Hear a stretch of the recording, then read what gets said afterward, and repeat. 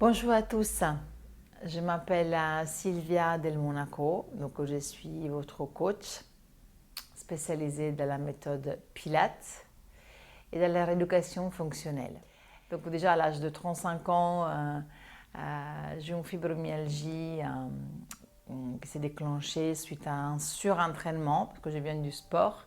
Donc je faisais trop de sport, je me suis en gros détruite le système nerveux central, aussi mon physique, à force de faire trop de sport. Alors un sport que je faisais pour l'apparence, hein, sûrement, ouais, pour l'apparence, que je n'ai jamais accepté aimer mon corps, hein, donc ça je ne vous le cache pas, je ne me le cache plus. Et aussi pour la performance, hein, pour mon ambition, parce qu'à ce moment-là, je voulais absolument rentrer dans une équipe très reconnue de formateurs, de traîneurs de haut niveau. Et je suis arrivée en effet au niveau international. Mais je me suis fait complètement exploser du coup à l'intérieur, à l'extérieur. Donc j'ai vécu pendant au moins 2 ans, donc des douleurs épouvantables, vraiment des irradiations névralgiques. J'ai fait 10 000 tests qui disaient qu'il n'y avait rien. Donc c'était marrant parce que je ne savais plus bouger du canapé, j'étais clouée au canapé. Et puis voilà.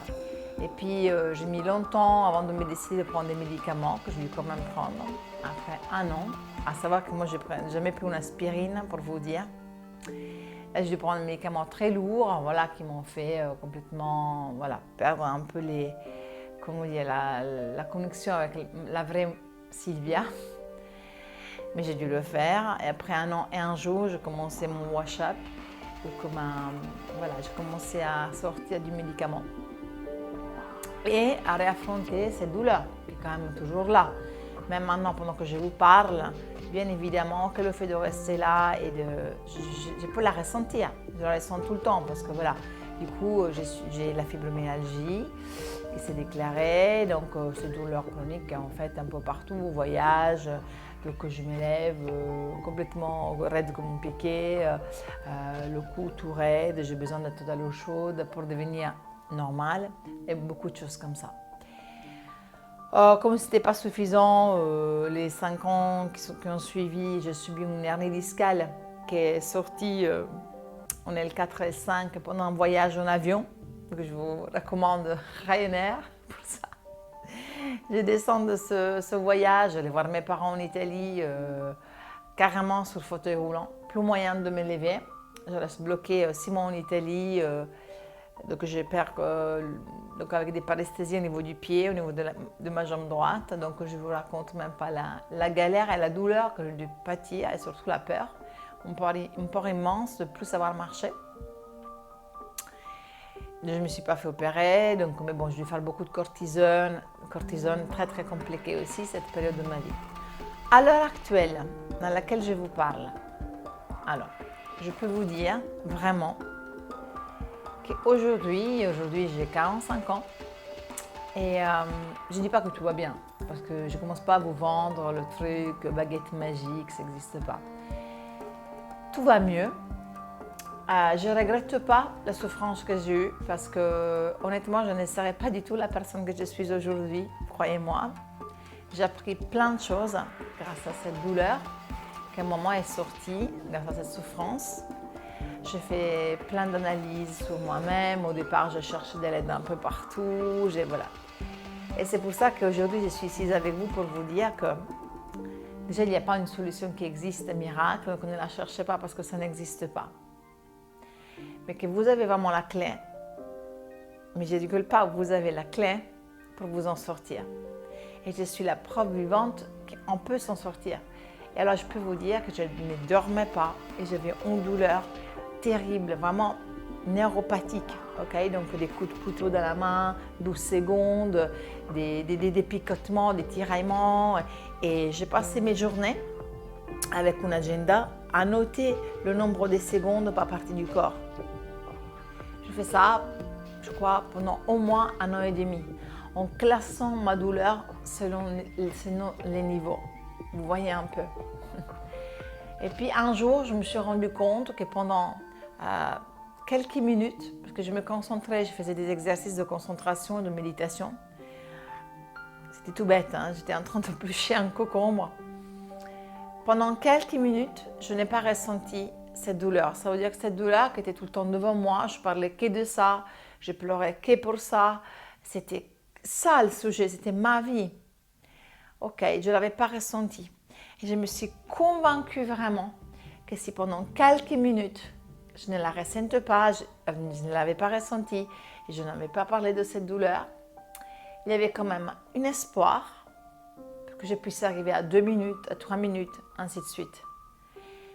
Et pendant toutes ces années, je n'ai fait rien d'autre que m'accrocher à cet espoir, avec une intention qui était énorme de retrouver ma vie.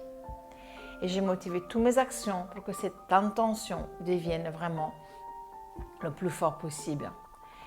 Et petit à petit, cette douleur a commencé à bouger, à s'écarter. Et ma vie arrivait devant moi. Et plus la douleur s'écartait, plus la vie me remplissait de choses. Parce que jusqu'à ce moment, je ne faisais plus rien. Je subissais ma vie, vous comprenez. Jusqu'au moment, cette douleur s'est presque éloignée. Et des fois, j'en parle, du coup, je la ressens en ce moment, je vous assure. Et en fait, elle est partie derrière mon dos. Tu vois, des fois, je ne la vois même pas. Alors maintenant, ce n'est pas magique. Ça veut dire que je suis faible comme tout le monde. Ça veut dire que ce n'est pas, voilà, je suis très mal et puis tout d'un coup, hop, ça va super bien. Ce n'est pas ça du tout. C'est un peu comme ça. C'est des hauts et des bas, mais avec l'idée toujours d'évolution et d'amélioration.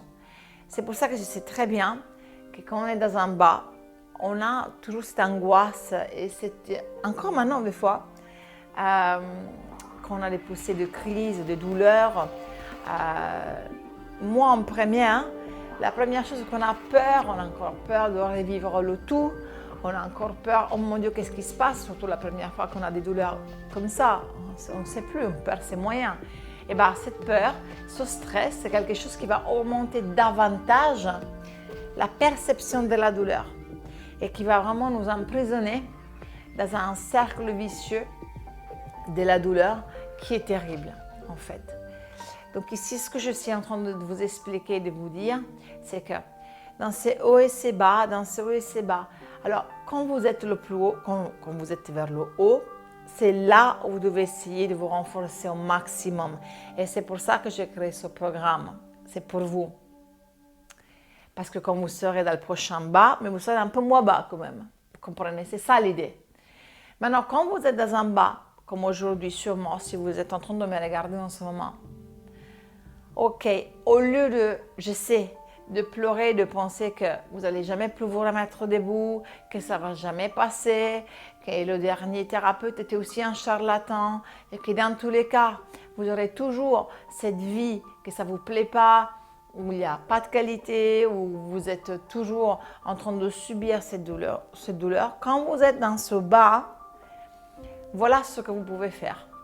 Et c'est ce que je vais vous montrer aujourd'hui. Donc pas beaucoup, donc quelques exercices de concentration, de petite mobilisation, mais vous devez surtout rester calme et confiant. Je sais, ce n'est pas facile, je le sais très bien, mais je l'ai vécu.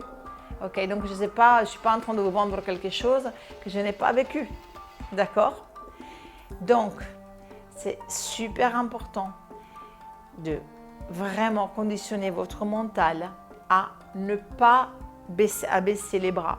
Ok, donc même si vous ne faites pas grand-chose ce jour-là, même si là maintenant ensemble on va faire que quelques exercices, vous devez rester dans cette connexion avec votre corps, surtout quand vous êtes dans cette phase de bas, surtout quand il souffre de cette manière.